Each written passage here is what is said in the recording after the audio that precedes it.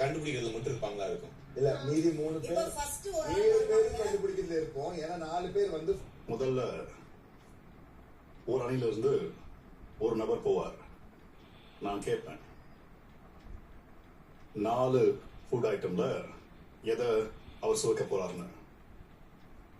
அவர் போய் ஃபுட்டை சாப்பிடும்போது எதிரணி இருக்கும் நபர்கள் அத்தானா இல்ல செத்தானான்னு கெஸ் பண்ணணும்.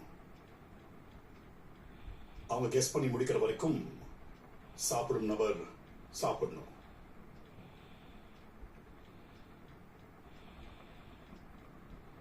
அணிக்கு ஒரு பதில் தான், மாத்தி சொல்ல முடியாது.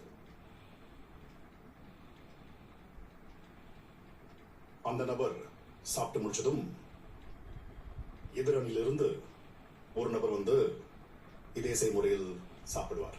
அவ்வளவுதான். பேரும் அதை கண்டுபிடிக்கணும்.